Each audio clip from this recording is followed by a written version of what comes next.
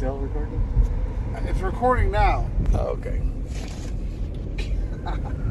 We're recording now. Why are we recording? Because it's 1 day sober. What does that mean to you?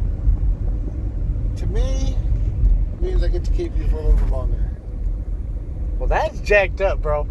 You can't go deep like that, man. First episode? Come on now. You can't do that. No, that's for you. What does it mean for you?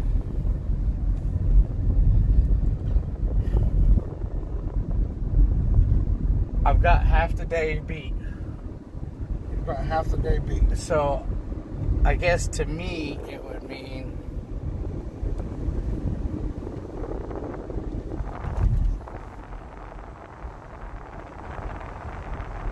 Just it's half the day?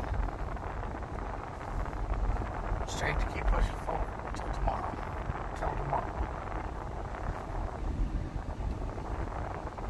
I guess, I don't really haven't thought about it too much for 1 day sober. I just like saying it. 1 day sober. I mean, ideally, is it 1 day becomes 1 more day, right? See, this is why humans cannot be camera holders while they're driving. It's constantly shaking. It's pissing me off. Set up, yeah, there you go.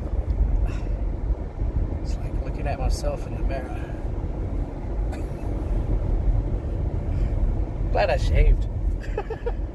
Yeah. I did not look like this yesterday. Or the day before, I think. So, yeah. What's the biggest struggle? Okay, for those of you who don't know, of course, this is episode maybe 1.5? 1.2. 1.2. Why? Because we recorded it, but we didn't get to upload it, and we probably already deleted it. So it doesn't get to 5. Maybe if you still had it, we got to 5. My name's Mike.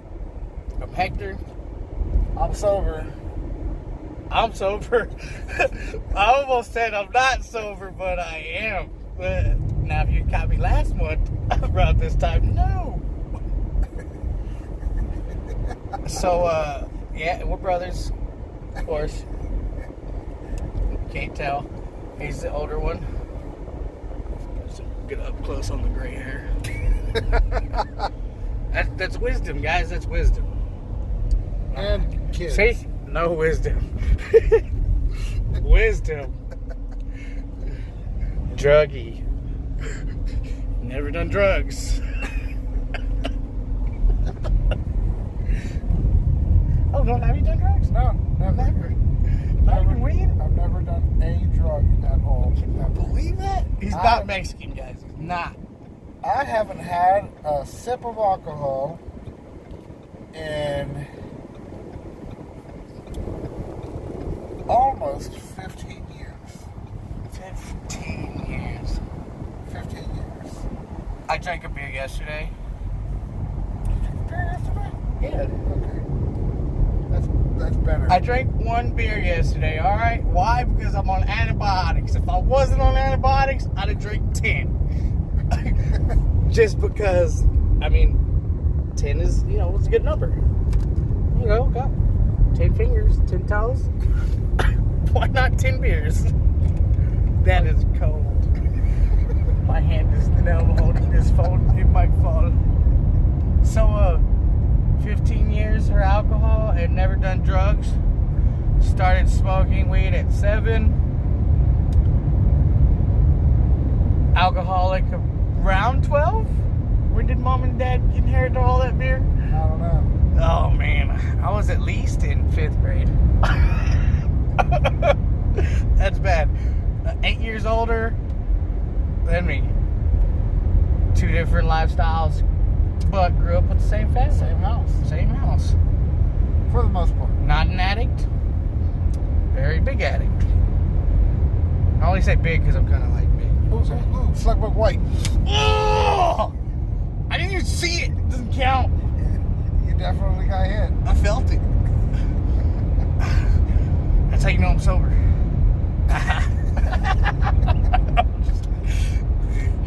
Yeah, one day sober to me is just, I guess my brother brought it up. We were talking about it, and then, like, how did one day sober come up? The quote? It was a light switch, and you just have to decide not to go in that direction. Yeah. What he said? It all tumbles down if you follow the wrong impulse. It all goes in the wrong direction. Okay, so since it's the first episode, it's not 1 day sober, it's 1 minute sober. Now we'll say 5 minutes sober because I'm a month in, still, and then still, fighting every day, every morning. So, yeah. That's what we're going off of. 1 day sober, take it day by day, step by step. And for the ones that are just getting fresh out, it's minute by minute, and that's just it. And it's constant. It doesn't stop. I could be an addict for 20 to 30 years,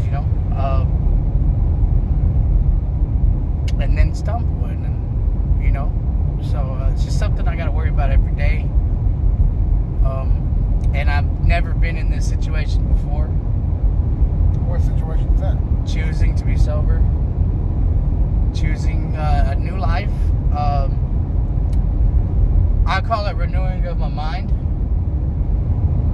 For one, because it didn't just start out with drugs. It started out with my thoughts and my emotions and how I processed my life and my lifestyle growing up, I would have to say. And through all that, I didn't know how to fix it or how to manage my emotions or manage bad stuff that happened to me or just communicate that stuff. And so I held it in and just fed it with drugs and alcohol and just bad people, bad environments. Why? Because that's just how I was raised, and that's all I knew. I didn't know the different lifestyle until I was about 13, 14 years old. And I found out that there's a better way. And so I found out about it. I just didn't learn how to walk it out. So that also crippled me as well. And the better way, the better walk for me is having faith in the Lord. And so when I found Him when I was 13, I was already into drugs, smoking weed, being an alcoholic, eating shrooms, just, being in the mess. And so when I found God, and I heard about God and was learning about Him, I didn't know how to, I guess, walk that lifestyle out. And so it messed me up, because you find out, well, growing up in this household that I grew up in, and then finding out about somebody that loves me much more and that would only do good for me, so it kind of, it was a conflict for me, because I didn't know how to obtain it, I guess, I don't know how to explain it when I was 13. Like, it just crippled me, because why would somebody love me so much, and they created me and they created everybody? Why would He let me grow up like in this, And so I would blame Him and blame Him and blame Him, not knowing that it wasn't of Him, Now I know it wasn't Him. Back then, though, it took me to where I wanted to kill myself, and that's when depression set in, and I didn't know it, And so that's just a little piece, and we're just trying to, I guess, brothers mentioned the podcast just because he listens to a lot of podcasts. Yep. Constantly. It's annoying. Now we're in the podcast.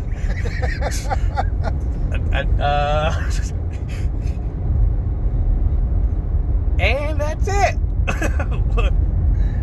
Maybe this helps somebody out. Maybe you know.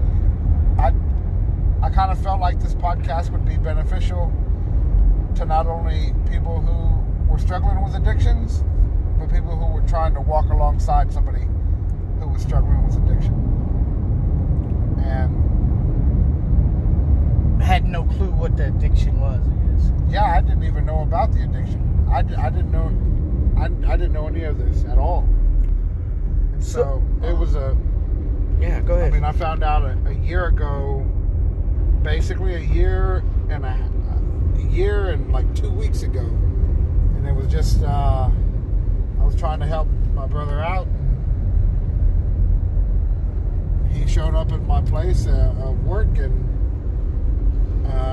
had what I thought was an anxiety attack, and I took him to the ER, and the doctor asked questions I didn't know to ask, and I found a lot of information out. Oh, hit me up. You gotta say all that over again. I gotta start all over again?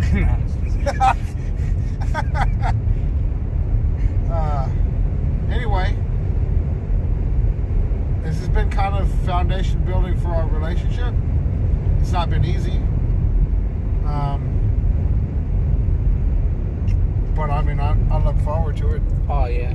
So, go ahead and interrupt you and then elaborate on that a little bit more. Because I guess that would be my fault why he didn't know anything. Since I was 13, you know, like I said, when I found God, I was on fire for God, and I was learning how to walk it out and stuff. And through that, I was praying for my family to come to God, and you know, God ended up, you know, calling on my brother. And when he did that, my brother like kind of went. Okay, so I was living in brokenness for a while while my brother was in Colorado, and I got saved at 13. He came back when I was probably about 14, so I was about a year into knowing who, trying to figure out who God is, and trying to change my life and my way of thinking and my process, and try to get through these, like stop this the marijuana smoking and stop acting bad, you know, just trying to live the walk, you know, trying to walk it out. Figure it out, you know, obtain, you know, the knowledge of the Holy One. So when he came to God, or he accepted and became a Christian, he went on a mission trip for about 6 months, came back full of knowledge and wisdom.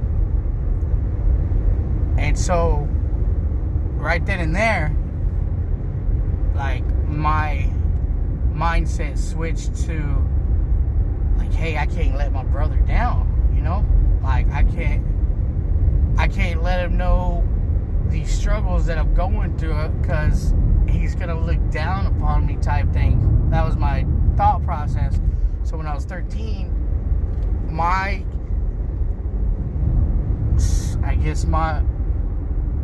myself just built this wall up, and I did not let him in my life until last year. And so when I was telling him who I was last year, it was so many different emotions, so many different memories and stuff just shooting through my head. I was freaking out because I was telling him everything I did not want him to even know about me ever. Why? Because I look up to this guy, and I don't want him to look down on me ever. And so I hid all that from him. Just him. Like, my sisters knew a lot. My sisters know just about everything. No problems talking to my sisters, you know. But when it came to my bro, like, we didn't have a relationship, and so that's where I started, and I broke down because I was in my brokenness, and I already wrecked like 3 cars, up for 17 days at one point, in brokenness, about to lose my job, throw my job away, pretty much lose everything that I had been working for through my addiction, though. And so it was this foundation built upon brokenness, and I had to let it out, and the only way I knew how to do that was to tell my brother, because that's the only person I was really hiding it from, and that was where that shame and that guilt came from. So I kept on hiding and hiding and hiding. If you keep on hiding, then you can't win. You stay in your addiction. You hide your addiction, and then next thing you know, you're dead. And I didn't want to die. I fell asleep a couple times at the road, driving. You know, I let my brother down throughout the month before the Mercy House. That's a different story. Just remember Mercy House. Like a month before the Mercy House, I just kept on letting him down, and kept on letting him down, and kept on letting him down. Like, we would schedule to go do this, schedule to go do that, and I was always calling in late, and he asked me this. It's like, every time you give me the excuse that you're sleeping, or you overslept, you know what I mean? You remember that? He said that. He was like, all your excuses are just oversleeping. What's going on? And I was like, I broke down. Like, I couldn't lie to him anymore. And so when I was telling him all this stuff, he freaked out. and put me in the psych ward real quick. Oh, man, tell me why I was not sober. DePaul. Oh, so, but not on any of that medication. I don't want to rely on that medication. I don't want to rely on anything. But right now, I'm not going to lie. I do self-medicate by smoking or eating edibles. Y'all don't know what that means. I'm just not going to say it because I'm in Texas. Just saying. You know, Colorado, different story. But I don't just saying. Anyways, but so yeah, but I'm not gonna rely on that. I'm gonna end up quitting that as well. Why? That's between me and God. And I feel like that it's not necessary to lean on that, you know. So that's a little bit, you know, just probably a lot of random thoughts. What do you think? One day sober. That was weak. You didn't even mean that. Are you mad because I drink that beer? No, I'm not mad because you drink that beer. He looks like he's mad he drink that beer. I mean, I'm not worried about the beer in the end, unless he's just start drinking heavily. Well, I got a 30-pack. I'm just playing. No 30-pack. But, yeah, so we're just, I don't know how podcast works. I don't know if y'all give feedback or not, or ask questions if you want. Oh, it'll show up in the comments. So is this live right now? No, it's not live. Oh, I've got to upload it. You gotta upload it? Okay. But the comments will come. Some good, but the general rule is don't ever read the comments. Okay, so for real, I know I'm fat. I know that's the least of my worries right now. Oh, and if I don't have a hater, I'm gonna be upset. I need somebody to talk crap to, alright? Alright? Right. Missing all these drugs, you know what I'm saying? One day sober.